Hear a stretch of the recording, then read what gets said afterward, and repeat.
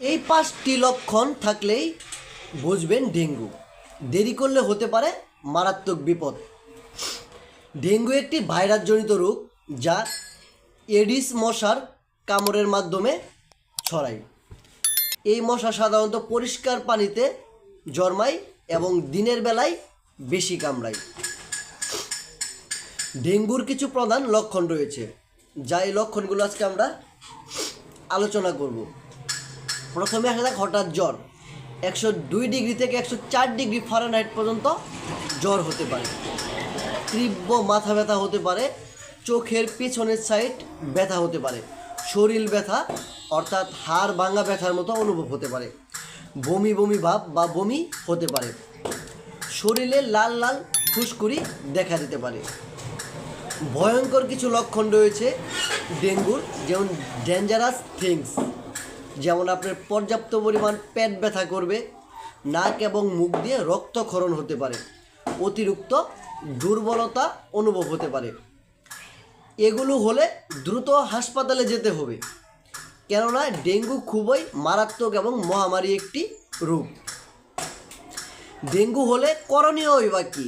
এই ডেঙ্গু হলে আমরা কি করতে পারবো?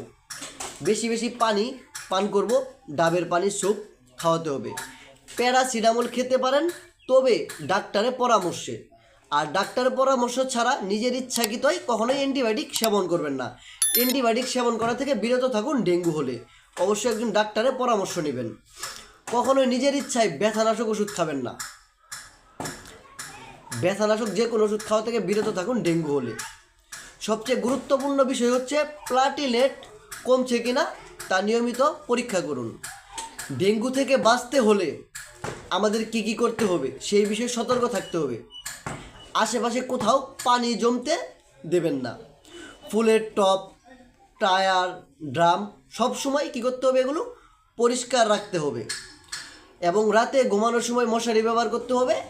দিনে ঘুমালেও মশারি টানিয়ে ঘুমাতে হবে। ডেঙ্গু কখনোই অবহেলা করবেন না। সঠিক সময়ে ব্যবস্থা নিলে জীবন বাঁচানো সম্ভব। যদি আপনি এটি অবহেলা করুন এবং সঠিক সময়ে ব্যবস্থা গ্রহণ না করুন, তাহলে আপনি মৃত্যুর ঝুঁকি প্রায় 98%। এই বিষয়গুলো আপনাকে মাথায় রাখতে হবে। এই বিষয়গুলো মাথায় রেখে আপনাকে ডেঙ্গু প্রতিরোধ করতে হবে।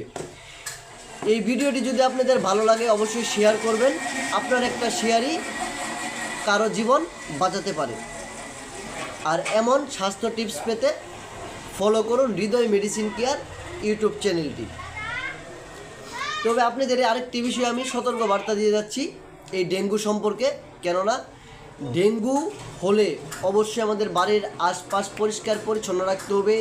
ডেঙ্গু প্রতিরোধমূলক সচেতনতামূলক গ্রাম বা এলাকাতে আলোচনা সভা দিতে হবে এবং ডেঙ্গু মিছিল বের করতে হবে, যাতে সবাই সচেতন হতে পারে।